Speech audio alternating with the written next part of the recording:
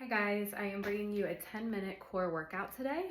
So you can do this on its own if you're really short on time, or you can supplement this with another workout. If you're doing a lift or a cardio day and you just want a little extra core focus, this 10-minute core challenge will help you hit everything, because we're gonna work the whole 360 here. So we'll have 10 different moves, a minute apiece. You're not working for the whole minute, you're just working for 45 seconds, and then we'll take 15 seconds to break and transition to the next move, okay? But 10 moves, 10 minutes, and we'll be out of here. So we're gonna start on the ground with a dead bug. All right, so come on down to the floor. We want knees at 90, elbows at 90. Okay, elbows right above the shoulders, knees right above the hips, and we are going now. So you're gonna extend the opposite arm and leg to straight, pull it back in, okay? Think about pressing your ribs down so that your lower back stays glued to the floor, okay? We're gonna stay nice and slow in this movement. A lot of times if you go slower with core moves, it makes it a little bit more challenging. On your breath work, we're inhaling on the extension, exhaling as we bring it back in. We're here for about 10 more seconds. And then we'll have a 15-second transition. All right, we're gonna transition to the next move. We're gonna come into a forearm plank. So we want elbows right under shoulders, right? Arms can make an 11, pressing the heels back, okay? Time is beginning now.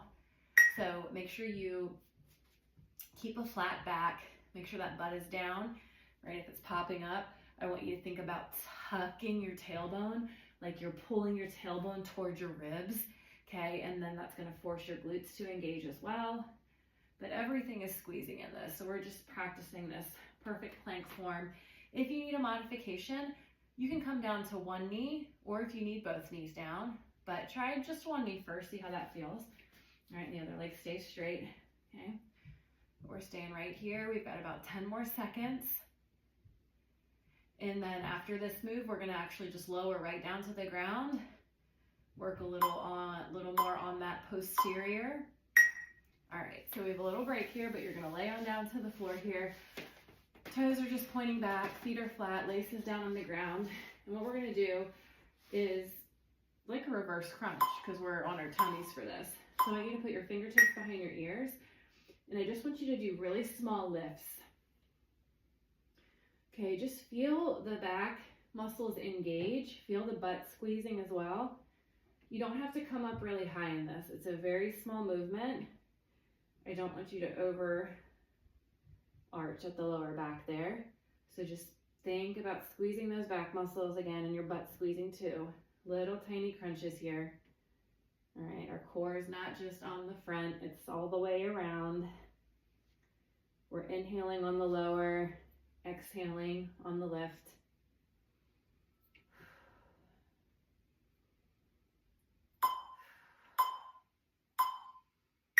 Last one there. All right, transition onto your back again. We're gonna come into a bridge position.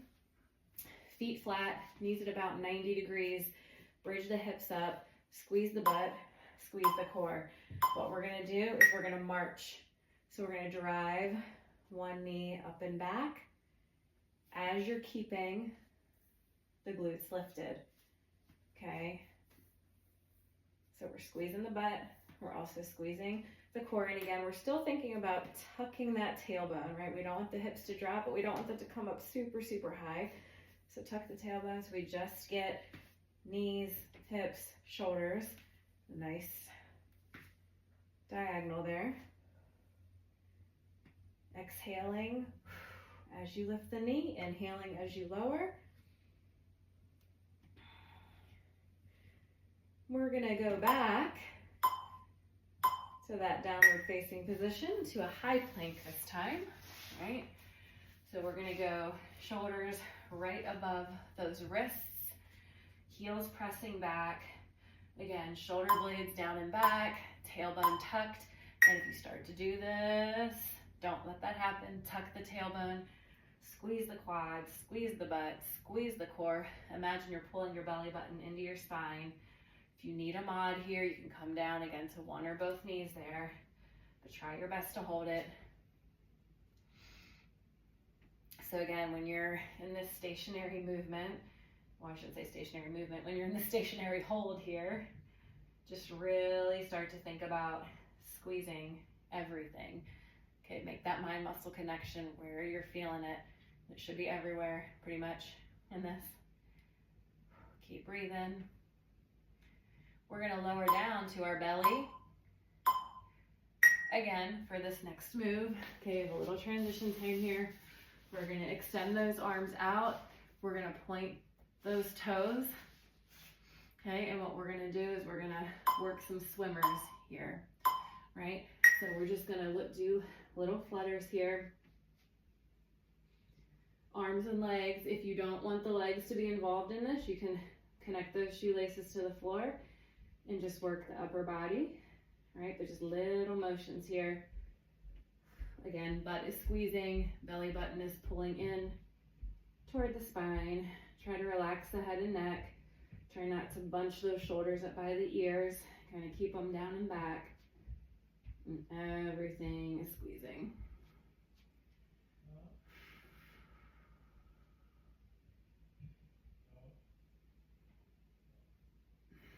Keep breathing.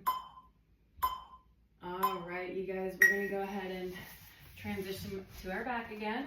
We're gonna hit some bicycles. So we're gonna get those obliques really targeted here. Again, we want knees at 90. We want fingertips behind the ears. We're going to reach and twist, okay, as the one leg goes straight. So we're reaching and twisting toward that bent knee. I want you to go slow here. And often you hear, oh, reach the elbow to the knee. I want you guys to instead think about reaching your shoulder towards your knee, because that's gonna force you higher up off the ground in that twist, okay? We don't wanna pull on the head or neck either.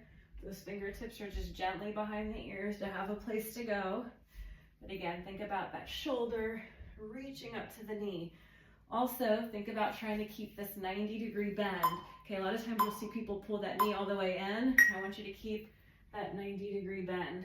Okay, now we are gonna go to a bear hold. So back to that prone position, but in a bear hold. So I want the wrists right under the shoulders, knees right under the hips, and then lift those knees 2 inches off the ground. Okay, if this is enough for you, hold it here. But if you want a little extra and to challenge that stability and that balance a little bit more, we're gonna add the shoulder taps.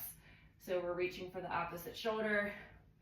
Notice there is very little movement at my hips. My knees are still hovering as I'm adding in those taps. All right, if your hips are shifting too much, then just go to the hold, okay? Or you can take your base a little bit wider with your feet. That helps out as well. Exhaling as you tap. All right, we're gonna come on down to the ground. We're gonna now go to a Superman hold. So kind of like the swimmers, but we're not doing the flutters. We're just gonna hold it. So I want you guys to extend those arms out, reach the arms and legs up. You don't have to go super high here, but I do want you to be intentional about squeezing the butt, engaging those back muscles, keeping that head and neck in a nice neutral line with the rest of the spine. And we're just gonna hold it. Now, if you need to, you can take a moment and then gather yourself and reset. But I do wanna challenge you to try to hold it this whole time if you can. Find your breath. Point those toes, reach those fingertips toward the wall in front of you. 5 more seconds, you're almost there. All right, you guys, last move. This is a tough move, so get ready. It's called a hollow body hold. All right, what you're gonna do is you're gonna press your ribs down so that your lower back is connected. Once your ribs are down and back is connected, you're gonna extend your legs to straight and then extend your arms so that they're hanging out by your ears, and we're just holding it. Okay, now if you need a mod, what you're gonna do is you're gonna lift those legs up a little bit higher, okay? That's gonna take some pressure off the core and the lower back, okay? But otherwise, we are extending, and again, just squeezing everything. Ribs stay pressing down, arms long. The closer you get to the floor, the harder it is. So if you wanna lower, even lower than I am, then go ahead. But if your back, like mine, is starting to peel off the ground a little bit, I'm gonna lift those legs up a little. We're almost there. Great job, you guys. Hug it on in. Give yourself a little hug here. Rock it side to side. Great job. I hope you guys enjoyed that. Hopefully, changing position from being on the back and then in the prone position and all that gave you a little bit of a break in between those moves. Go ahead and reach the arms and legs long and just take some deep breaths in. You can let the rib cage open up and let that lower back peel off the ground a little bit. Create some space there.